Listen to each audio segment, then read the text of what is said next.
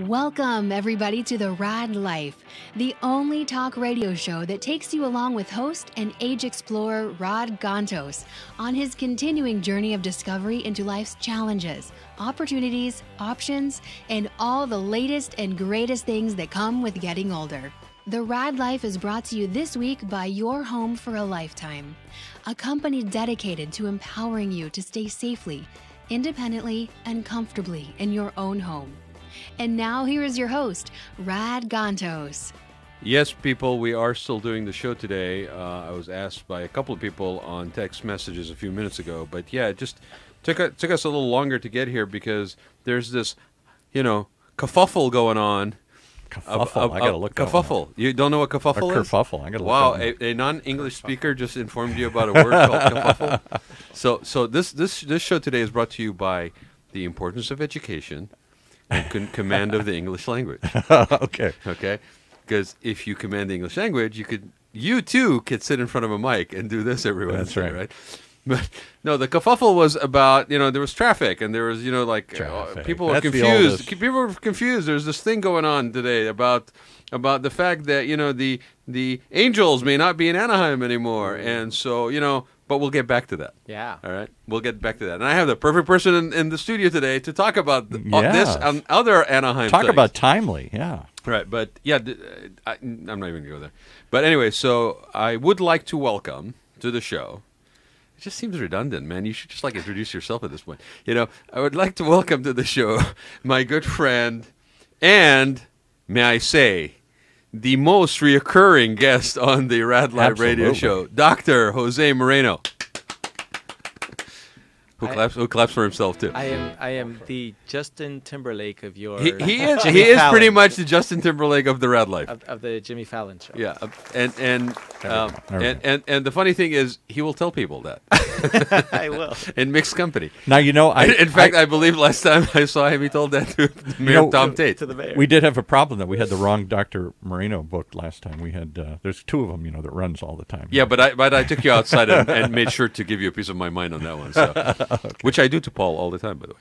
But anyway, so Jose, thanks for being here. Absolutely, thanks for inviting me. I'm sorry I didn't get the plaque on the chair in time, but I'm sure you'll be back. So Can I just throw in one quick one? We were talking about this while we were waiting for Rad to arrive here. Hey, it was the kerfuffle. Dirty tricks over the Angels. Dirty tricks that never a part of our political tribal war here.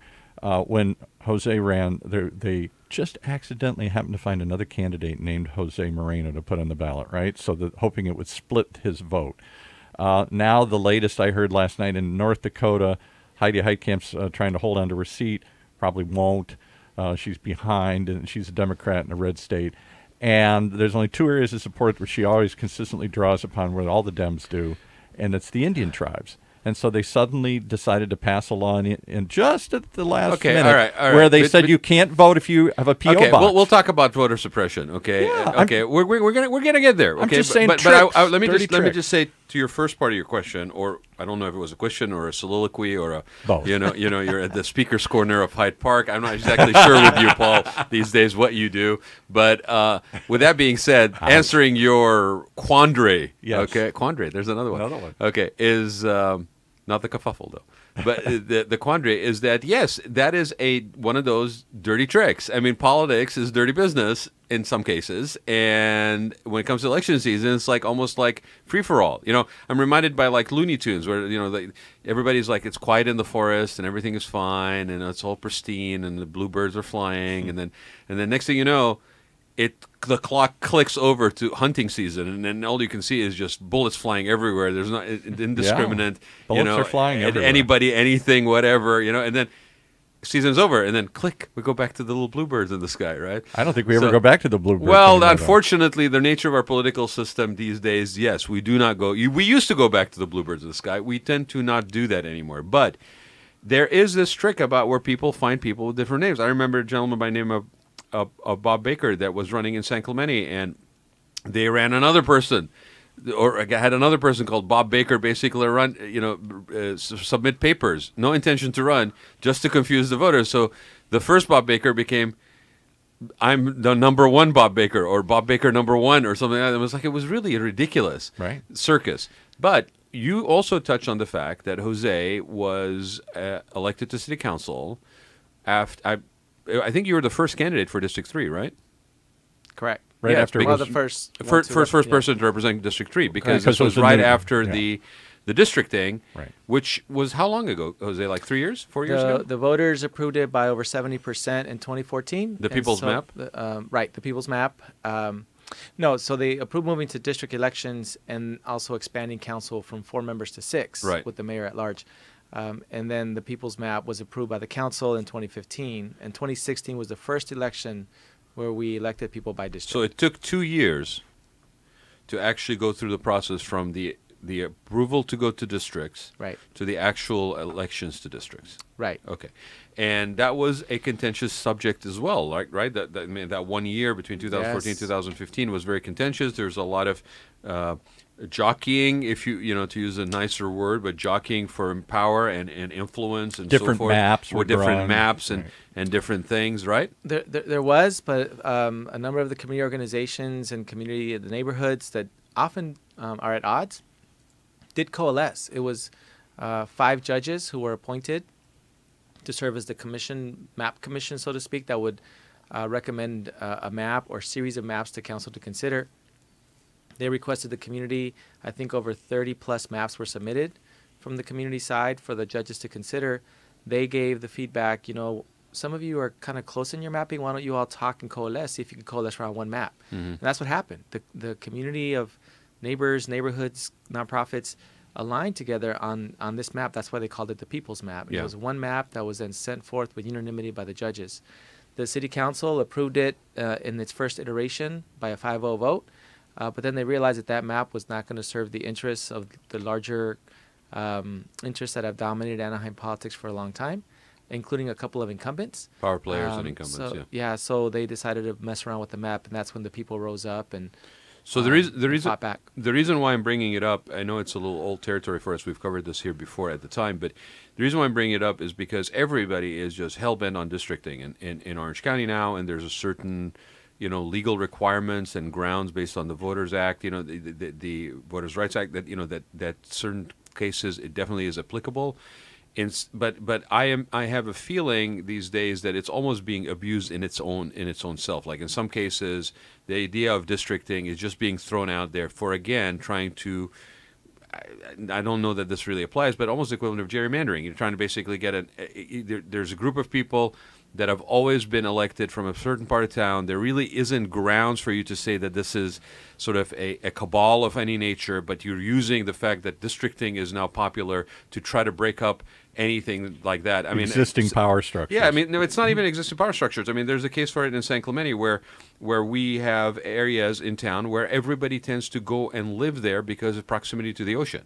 So all of a sudden, because people that basically are on city council all happen to be within a 5-minute walk to the ocean, somebody's basically wanting to use that as a reason for, oh my God, it's everybody is coalesced from the same neighborhood. We need to basically district. And it's kind of an interesting thing, and I'm bringing that up regardless of weighing one way or the other on this. People in San Clemente know where I feel about this right now.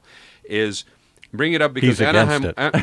I am against it because of the principles upon which this is being floated, and the fact that it's also not taking into account stuff that basically, has happened in Anaheim, which is that there's a sunshine ordinance, that there is an attempt to basically make sure that the lobbying efforts, the special interests, are at the very least unmasked and clear for everybody to see. There's nothing behind the scenes.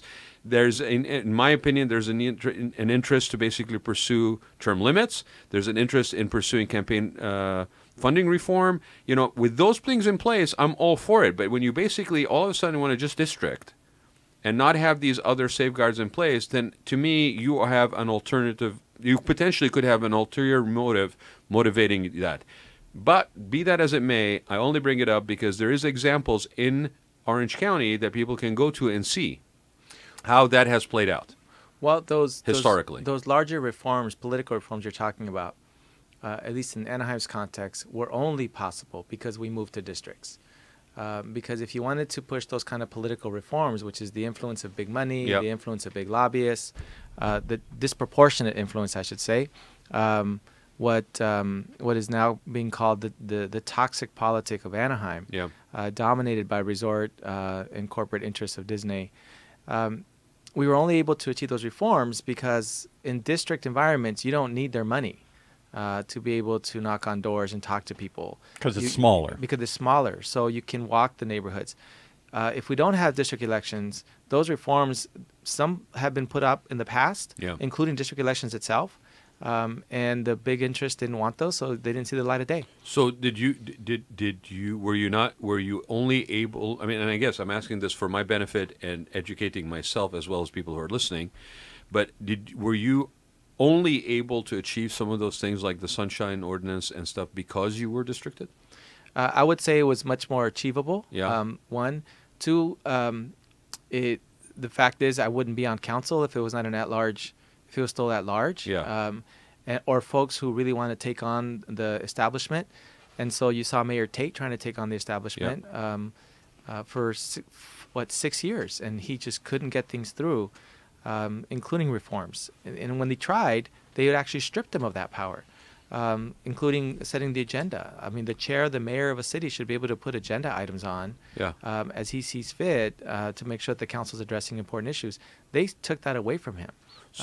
So let me ask you this, Jose. So okay, so I mean, I may be changing my mind on this. Okay, but no, change alert. I'm okay with it. Careful, you know what? That's what education does. Education does, gets you to understand the world a little different. This is the danger of educating people. Okay, their minds open up. So let me say in the context. Are there of any grounds by which you basically would not be supportive? So there's two ways to look at districting. One is if you believe that, which is what we believe fundamentally in Anaheim, that a government closer to the people is the best form of government, right? That's actually the principles of our American democracy. Yeah, I agree.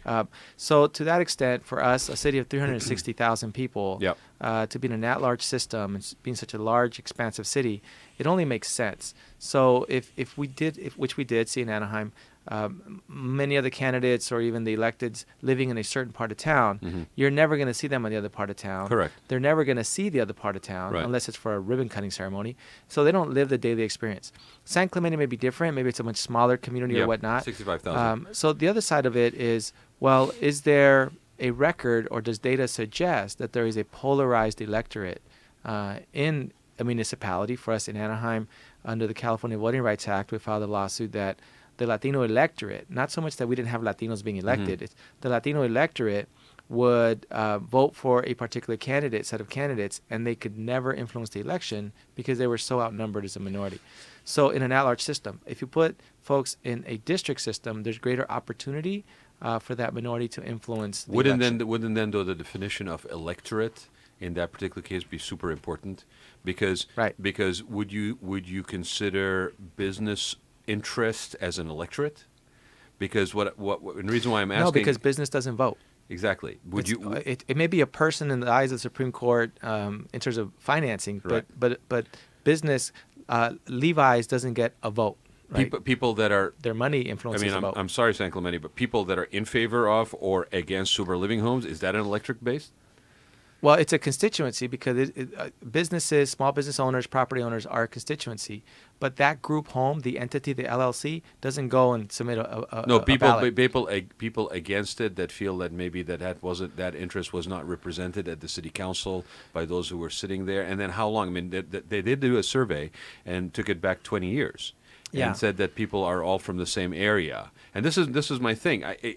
To me, you know, everybody, people may not agree with me, but everybody that happens to start living in San Clemente on the inland side, a lot of them basically, understandably, aspire to be maybe closer to the ocean. I mean, unless, you live in California, for God's sake, right? So you may, if you have the opportunity, you move closer to the ocean. But now all of a sudden, because you moved closer to the ocean, now you're basically part of this, isolated neighborhood where everybody comes from. So it's an interesting discussion that's going on in San Clemente. Could it be economic diversity that they're trying to get? So maybe it's the wealthy people who live on the ocean dominating politics? I mean, let's just call it like it is. What it is that there's certain people that have certain beliefs regarding homeless, regarding sober living homes or non-sober living homes, regarding issues of that nature, those sort of hot-button issues that are all over the county. And they basically feel that the city council hasn't addressed them with the severity that they wanted them addressed. And so therefore, they're finding an excuse to basically claim that everybody who's currently sitting on city council and has been for the last 20 years comes from a certain particular area, which basically makes the need for districting because other areas are not being represented. So we'll see how it fleshes out. Right. So I could see the sentiment. The question is, what recourse do you have to do that? One, you have the political mechanism of they could, folks who feel that you should go to districting can and should start to get a petition drive going to put it on the ballot for voters to decide. They can go to city council and say, look, here's a petition we have for you. Can you just put it on the ballot yourselves as council members? The other, which is what we did in Anaheim, because we did both of those things. We went to city council, we collected a lot of testimonials from people, and the council just pretty much summarily denied us for over 2 decades, 3 decades actually. So we ended up using the lever of the law, which is called the California Voting Rights Act, which has certain protections for certain classes of folks. And if you find, in our context, racially polarized voting, then that violates the law if you have an at-large system, because you're essentially disenfranchising that vote through that kind of system. Can you repeat that, Jose? Under the California Voting Rights Act, there's certain categories. Right? It's defined. It's not just wide open space, right? I mean, okay, dog like I would lovers assume versus one of them is non-dog. basically underrepresentation, ethnicity. It's not ideology. It's not party. It's basically a law to protect racial ethnic polarization, or to be minority an representation. Minority representation. Right. Really, minority enfranchisement of the vote. Again, it's not about who gets elected. It's who is the electorate trying to elect that is systematically left out. So, for example, in Anaheim, 40% of the electorate is Anglo or white, identified as such. They identify themselves. About 33% Latino.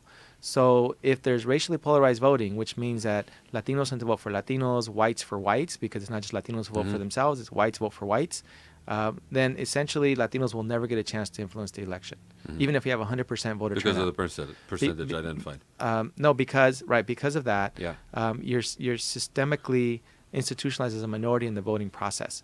So the at-large system then doesn't resolve that. So a district system allows for a diversification and democratization of the electorate, which then gives an opportunity for that electorate to influence at least having one council seat that they can influence, or maybe 2.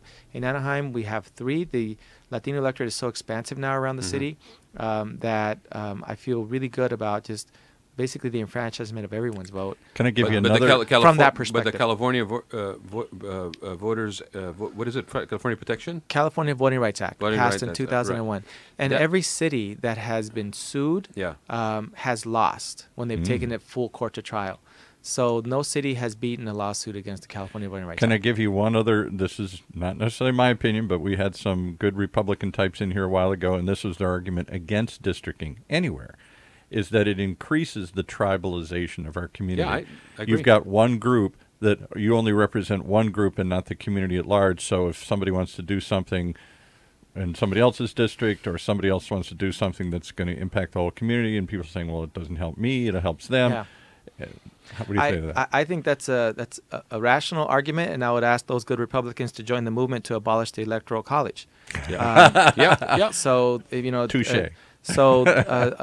Fortunately or unfortunately, depending on that good Republican's perspective, that's why we have congressional seats, Senate districts, state assembly, state senate, county is broken up into districts. So really, again, I go with a good Republican, a good Democrat, a person who believes honestly in democracy, would want to, again, bring government as close to its people as possible so that they could influence how their government responds to them, how it treats them, and or how they can hold it accountable. And, if you have a city of 360,000 people and you have, as Disney is now putting in $1.5 million, it seems, every cycle, over $1 million in each cycle, how do you possibly get a candidate who's a local, neighborhood-centered, doesn't want to deal with a lot of special interests. How does districting stop that though? Because I mean, I'm going to throw another elephant. I'm going to point out another elephant in the room, and it's something that I know you're somewhat familiar with, relevant to basically your position as sitting on the board of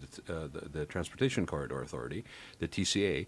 Is there are people that are concerned in San Clemente, given the timing of this, that makes it easier for somebody with a special interest, special project, the TCA trying to run a toll road through San Clemente, to basically only go in and carry favor and influence with those who are in the district in which that toll road is going to run. How does districting just to buy that one little slice? Right. To buy that one little how does it doesn't the divide and conquer focus that influence from that special interest, regardless of what the city is?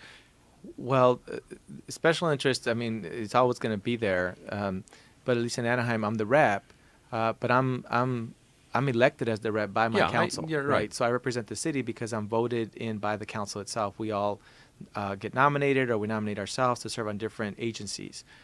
So I chose this agency. And for those who don't know, the Transportation Corridor Authority is a joint power agency that has representation from all the cities in Orange County. So, yes, the city council basically selects within themselves who's going to basically represent the city in different agencies. And they're the ones who run the toll roads. Right. They're the ones who run the toll roads. And Rod hates the toll roads. The toll roads basically are an agency that was supposed to return the stuff to public use, and now basically are threatening potential quality of life in San Clemente. So I think to get to your concern, the question of corruption and the role of big money and big interests disproportionately in our politics and ultimately in how we get governed or how we govern is going to be there.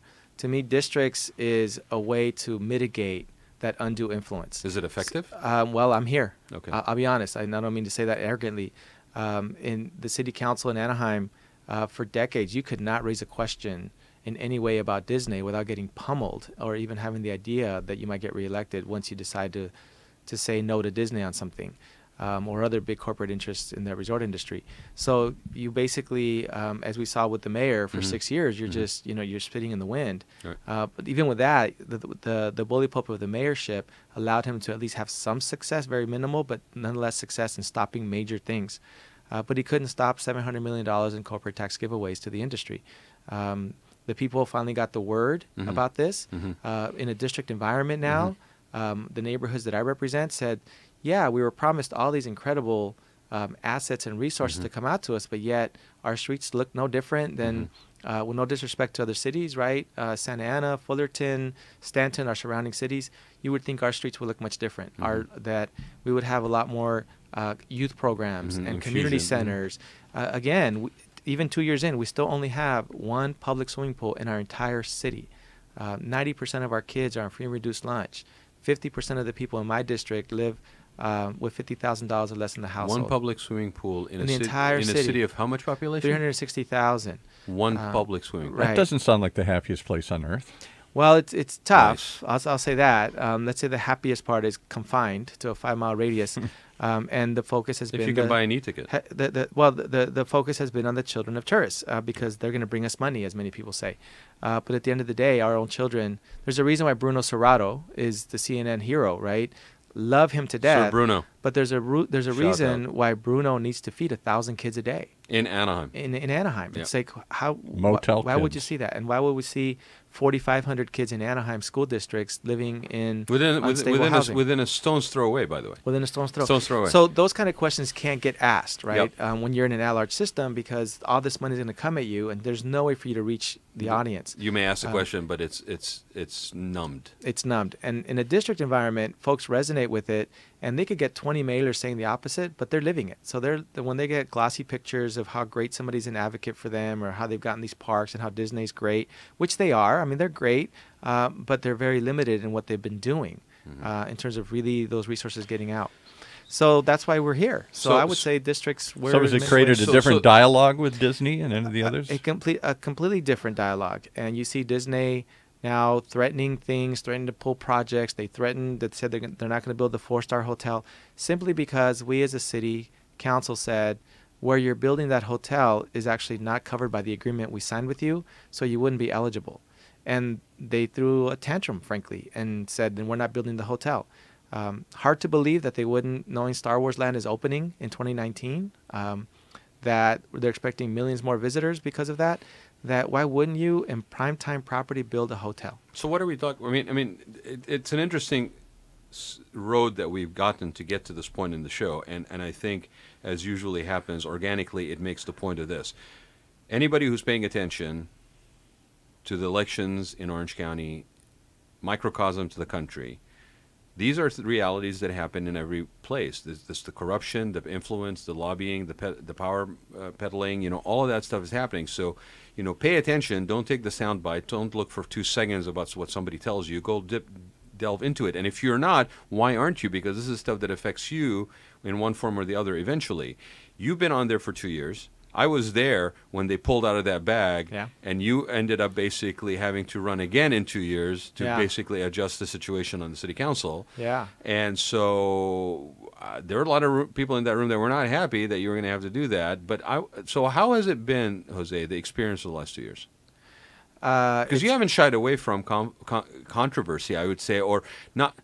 You haven't shied away from being vocal about what you thought was the right thing, weighing in on multiple variables versus just leaning one way or the other in the last 2 years. You didn't just sit quietly for 2 years. I did not. And I'm pursuing continuously, and that's what perhaps makes a lot of people nervous, which it shouldn't. It's about we identify something that seems to conflict with what we think to be true, and we try to resolve it, right? We try to resolve these conflicts.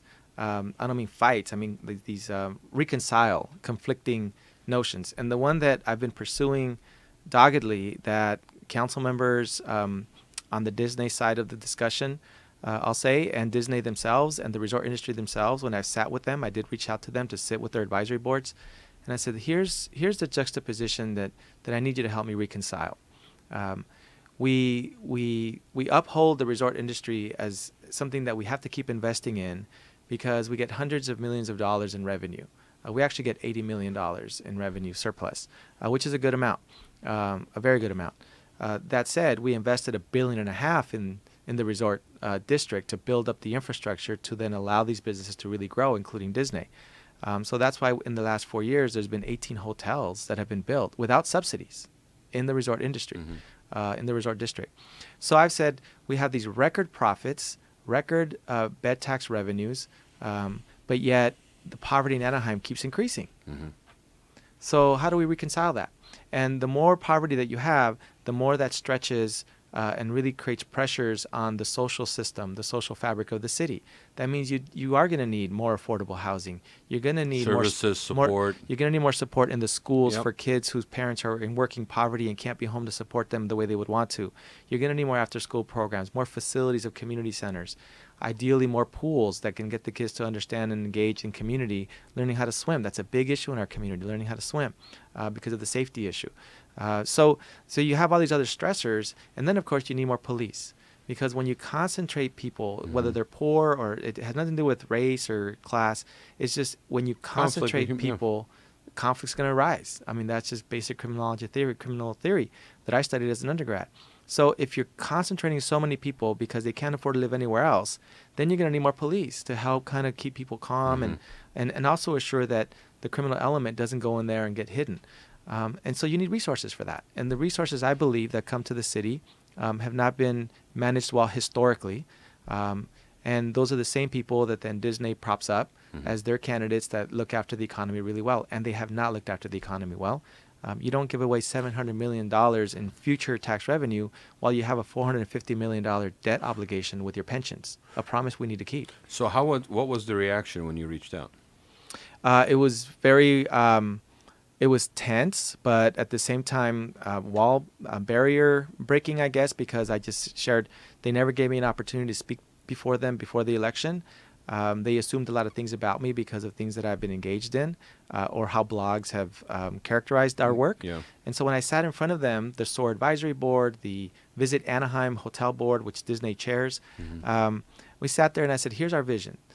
Here's the juxtaposition. Help me figure out working poverty in our city. If you don't want to pay more wages, then who's going to help people afford housing? Who's going to fill the gap, right? If our schools are overcrowded in certain parts of our city but not as crowded on the other part, that means we need busing. Who's going to pay for that busing? Our schools are struggling with resources. So those basic questions I told them is where I'm at. And I'm not looking to pick a fight with the industry. I'm not anti-Disney. I'm just simply saying, Disney, do you feel any responsibility towards addressing the social conditions that your employees have to confront when they come home from work? You know what? You know what's interesting, Jose, is it almost comes down to this: we all live on the same planet. Those interests that you basically are talking about, they all live in the same neighborhood. So it's like it's in your own neighborhood. So unless all you think of is what's behind your gate, how do you turn a blind eye to what's happening with your brother or sister down the street? Well, and if there's anything you can do to improve quality for everybody, why not? Well, I don't know if that's true. The executives of these industries do not live in Anaheim, at least that I'm aware of.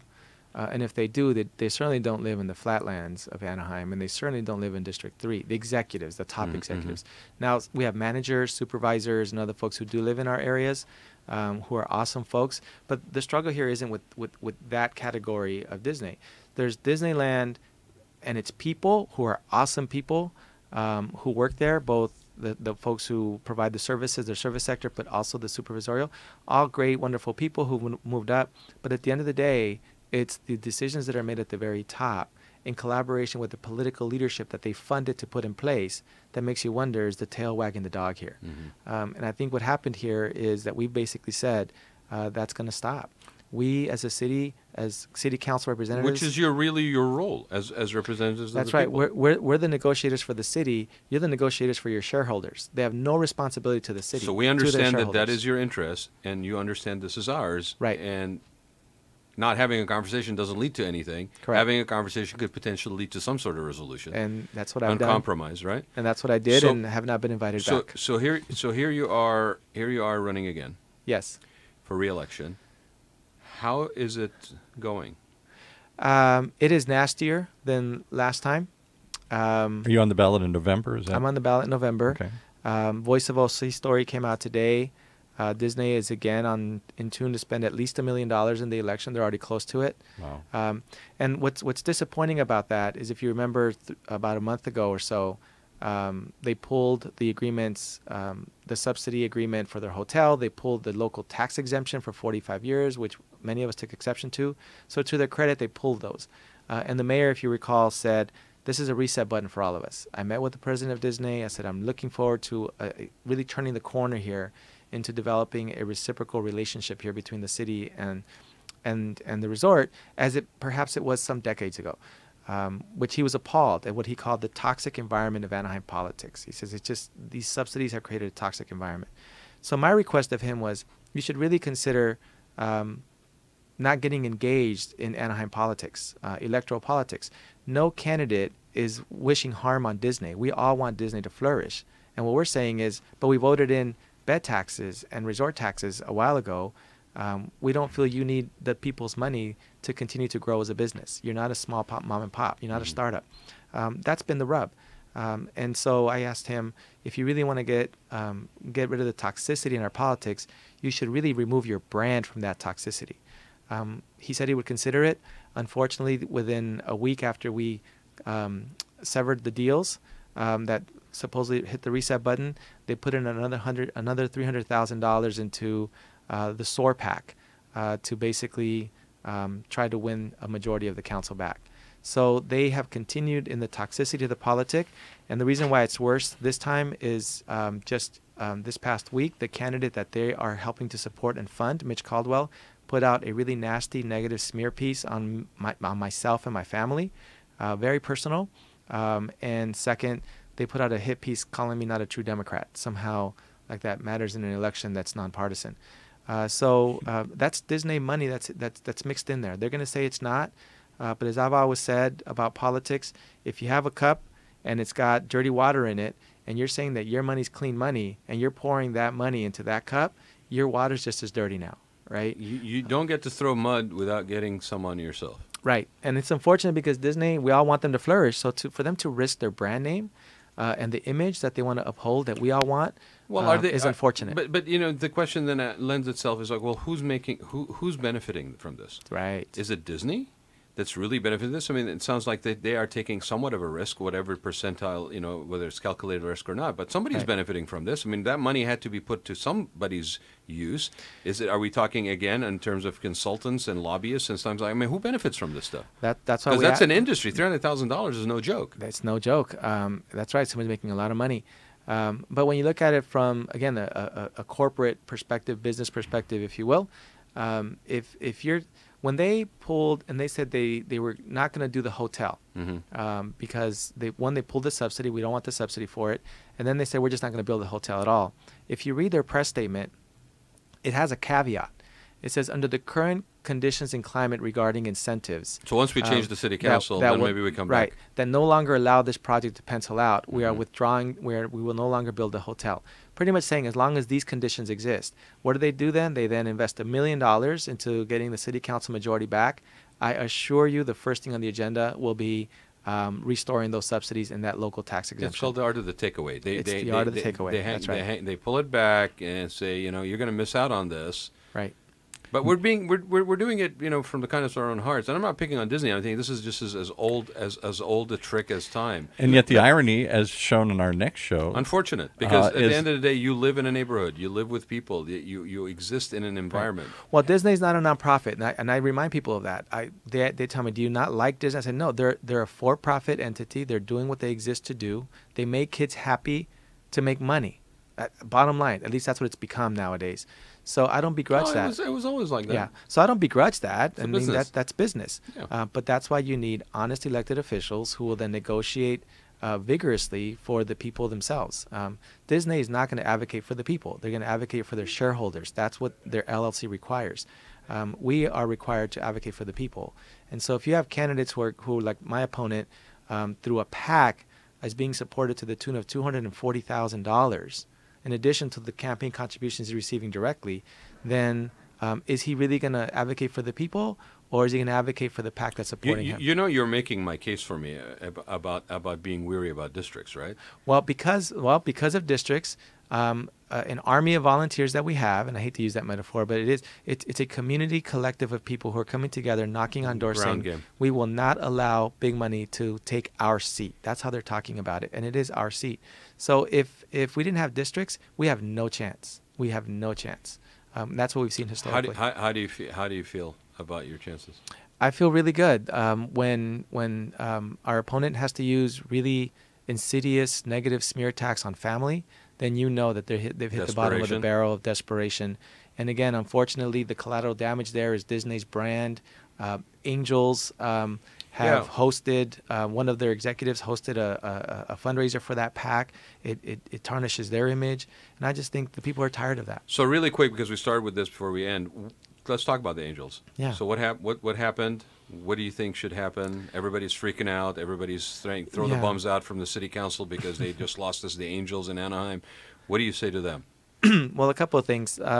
The Angels had a 1-year opt-out clause that was in place for 2014, I believe. So by 2014, they had to decide within that 1-year window whether they were going to stay or go. Opt out of the current lease. Right. Opting out doesn't mean you're going to leave. It just means we want to reopen and renegotiate our lease. That's what it means. And if they're not happy with that renegotiation, then they might they might leave. Also, it allows us to look back and say, wait a minute, what is the city truly getting as a benefit from having a professional sports team in our stadium? So it allows. So I don't begrudge that. But what's unfortunate is that a 1-year window to do that. The council, again, funded by huge corporate interests, including Disney themselves and Angels Baseball at that time, extended their opt-out clause to 3 years. Right, so that's why they couldn't make up their minds. So give me another 3 years. So give the Angels a 3-year window to basically play with us. Right. Fortunately, I think their executives were not interested in playing with the city at the time. They were offered a really sweet deal by a council that was very pro, almost like their spokespeople, almost. And the people rose up and said no along with the mayor. And so that deal got stopped. So there's been no real negotiation since, except a year ago, Artie Moreno announced, and I have it right here if you want he announced, we're committed to Angel Stadium. They said, we're not going to use our opt-out. What was the date on that? That was in February 2017 with the current council. Okay. He announced We are committed to Angel Stadium. We are committed to Angel Stadium in February 2017. This current council is in place already, so it can't be that we did something. And I've had great conversations with Angels baseball over the year, talking about community engagement opportunities. They're really interested in getting more involved in our community, seeing how they could be more helpful. So what happened? So well, one is they have, again, their opt-out window was extended, and yesterday was their deadline to let us know if they're going to opt out or at least choose the opt-out clause to then renegotiate. On one hand, you could say it was a business decision that they want to keep all options open, as they say. On the other, you got to say, why did you wait till the middle of October to announce it right before an election? So it does smack of politics. So did they opt out? Is that what they did? They've opted out. Yesterday. So they have 1 year left on their contract moving forward through 2019, the 2019 baseball season. After that, there's no contract for them to stay. Yeah, the timing is at Angel interesting Stadium. because the minute they opted out, social media just exploded about let's get vote those bombs out. Yeah, so you got. So you guys drove them out. We got to get rid of you guys. That's the argument. So you got Disney saying we're not going to build a luxury hotel because of this council. You got the Angels, who didn't say that, but the Angels just said we want to explore all of our options. But Chris Murray jumped on it right away and said it's because of this council. Again, this council's been working. Interest. I'm telling you, there's a cottage industry of people that benefit from basically riling things up. Before we went on the show, we were talking about how people basically, what is the reason for like this sort of animosity, and who makes money? We talked about media basically making money. Yeah, there's a cottage industry of consultants, lobbyists, special interests that basically they are the ones, the old Wizard of the Oz, ignore the man behind the curtain. Those are the people basically that are lining their own pockets with taxpayer money, with legal lawsuits, and basically you need to wake up, voter. And you need to pay attention to what's going on, whether it's in your own district, in your town, your own county. But you know what? Look past your own wall, because there are examples like what's happening in Anaheim. I've been watching that since the day of the People's Map. And what's going to play out right now will be the second election cycle after districting, and we will see whether special interests actually will regain hold, or the system will hold and the ship will continue to steer in the right direction or not. Jose, we got to go, but I will tell you, man, I wish you luck.